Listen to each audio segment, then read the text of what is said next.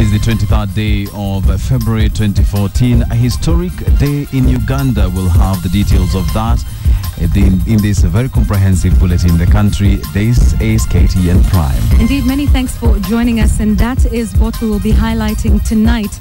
And a little later on in this bulletin, we'll have a conversation with the Secretary General of the Law Society of Uganda, Nicholas Opio, and we'll be talking about the effects of this bill, how it will be implemented, and just understanding whether it'll have a ripple effect within the East African region.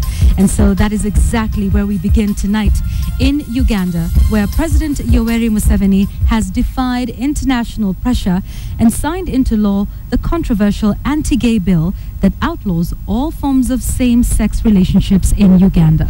Now, the stringent law that stipulates a maximum sentence of life in jail will also net Ugandan nationals committing the homosexual acts in foreign countries. KTN's Angel Katusia has details of the law that has been termed as inhuman by a section of Western countries.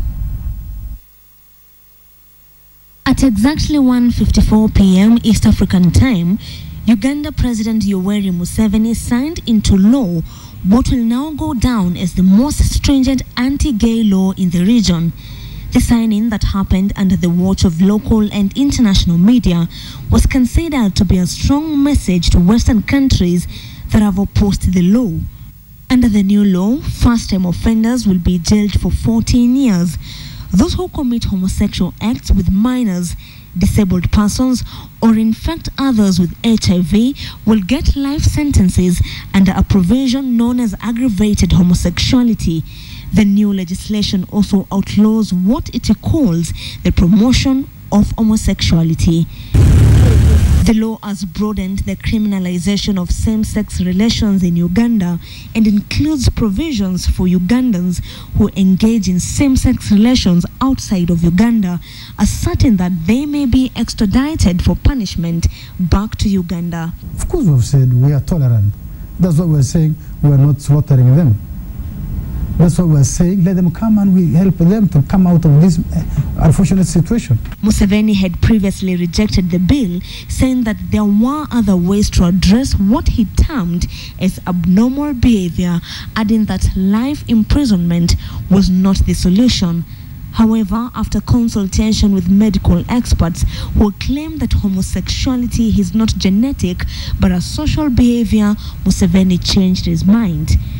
US President Barack Obama had warned that enacting the bill would affect relations between the two nations, but that has not stopped Museveni. Tell me, if the entire world was homosexual, what would happen? If they went around recruiting all Ugandans to become homosexuals, what would happen? Common sense. This is wrong. The Ugandan law came in the wake of a debate that spread to Kenya about the place of gays in society.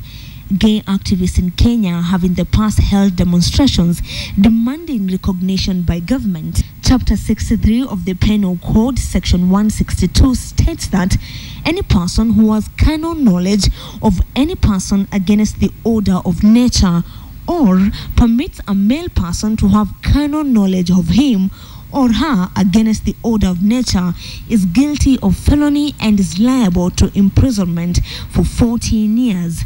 Section 165 further states that any male person who, whether in public or private, commits any act of gross indecency with another male person or procures another male person to commit any act of gross indecency with him or attempts to procure the commission of any such act by any male person with himself or with another male person, whether in public or private, is guilty of felony and is liable to imprisonment for 5 years.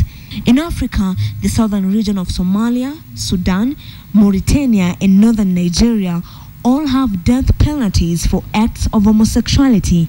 A death penalty clause was removed in the Ugandan law in the wake of international pressure. Angel Katusia, KTN.